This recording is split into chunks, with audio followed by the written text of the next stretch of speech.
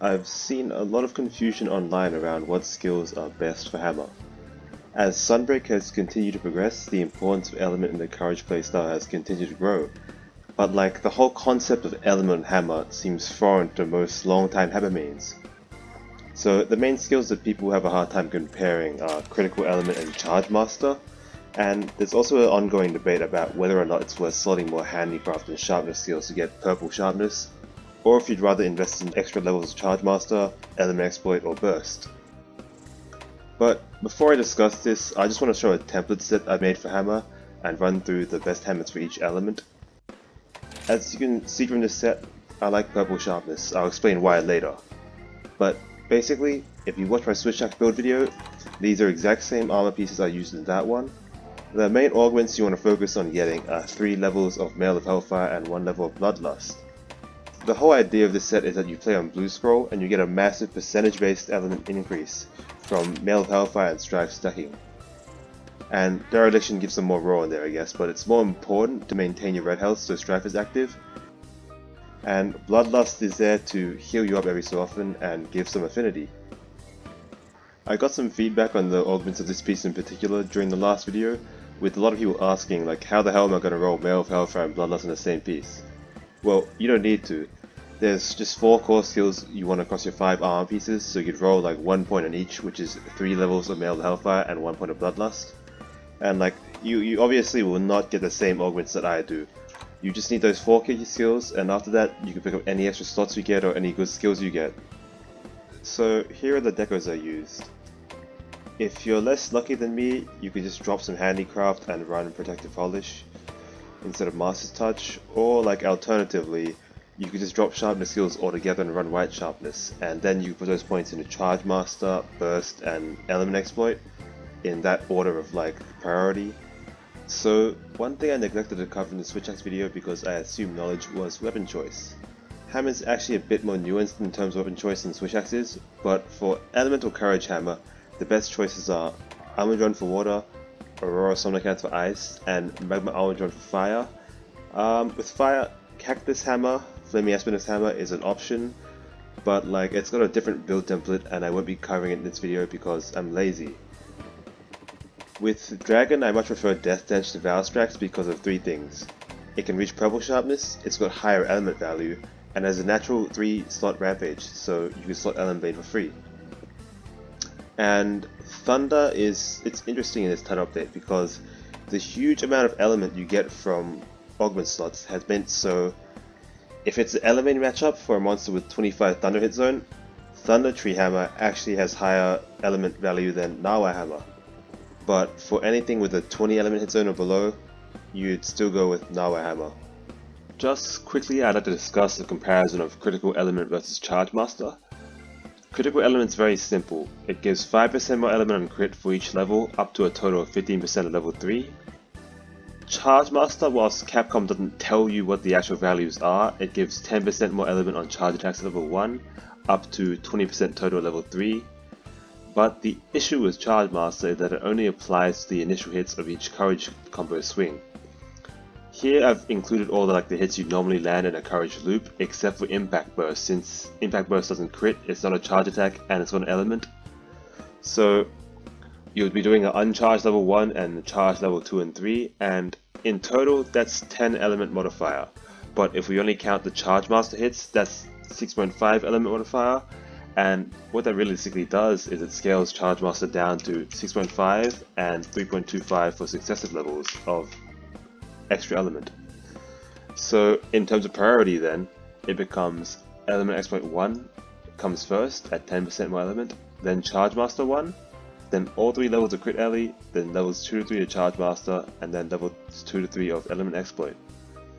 Now on to why I like purple sharpness more than white sharpness.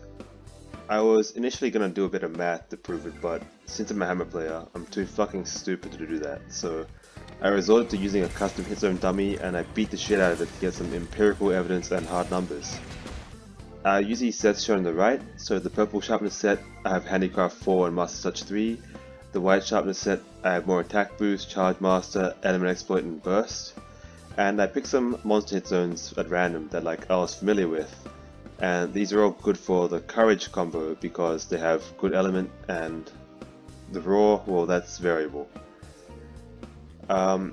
As you can see here, the testing conditions I used, I'd cure the bloodlust and get to 100% affinity for consistency, consistent buffs, no powder mantle, and like the same level of dereliction, curios, and strife. And I just do 2 courage combos with impact burst active. So here's the damage I got with each set, and like you can see here, the difference isn't huge. It's very marginal, but the purple sets win on every hit zone value for courage combos.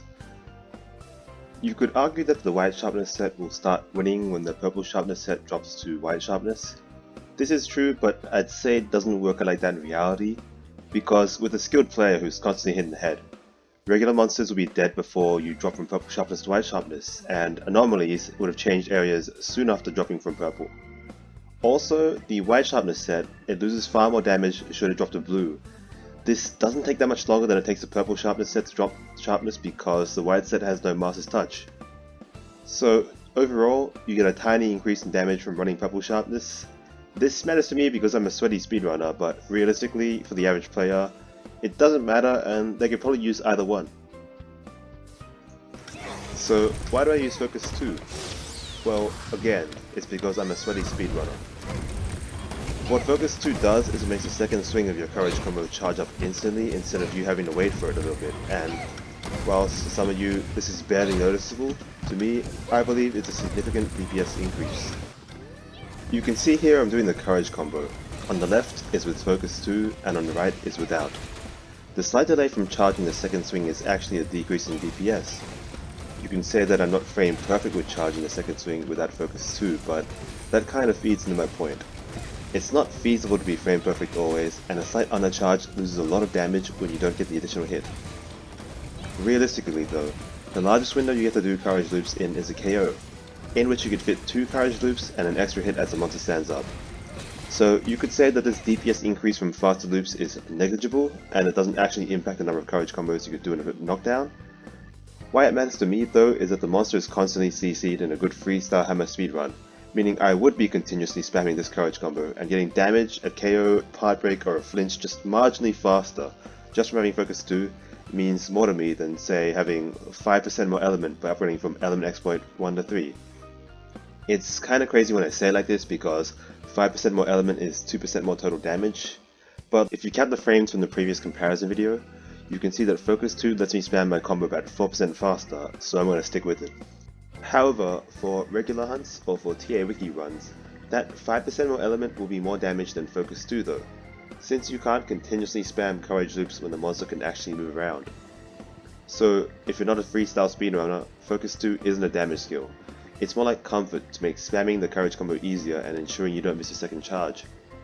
So for anyone watching this, Focus 2 is purely just preference, and like I noted before, you can replace it with more burst, more element exploit, more charge master, or some extra handicraft if you have trouble getting enough sharpness for master's touch. So one last thing I wanted to show you guys is a bit of like advanced hammer tech I learned from Matador, who's a really good Japanese hammer player. I'll link the video in which he showed this in the description. So what he showed was normally, right, you do your courage combo, you just do your 1, 2, 3 charge, and then you charge again to continue it. What he showed is that after the third charge, you roll backwards or forwards and you press charge immediately, and that swing actually comes out faster than if you just stood still and charge again. Again, I'll show a comparison. Both sets here are running Focus 2, and you can see that it's not as big a difference as Focus 2 versus no Focus, but the good thing about this tech is that it relies on player skill rather than slotting skill points. If you count all the frames here, it's around a 2% DPS increase, and the rolling part is also just useful for repositioning. It only works if you roll forward or backward. If you roll sideways, you get like a slow charge again and lose DPS. But like if you want to re-aim the first swing, what you do is you roll forward or backwards and then just hold a direction after initiating its charge, and then it will swing that way. So one last thing I want to show you guys, what I've done here is I just set the dummies hit zones to 65 blunt and 25 fire. It's kind of a generic arbitrary hit zone, but like you can see now in the bottom left, this is the damage tracker, and what this will show is a breakdown of raw versus element damage that I'm outputting.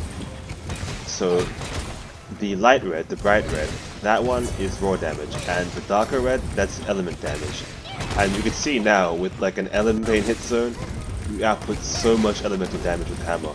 Like, it's basically 50-50 now in Title Phase 4. But yeah, that's all I had to discuss today. I hope I didn't miss anything, but if I did, just ask me in the comments and I'll respond. Thanks for watching.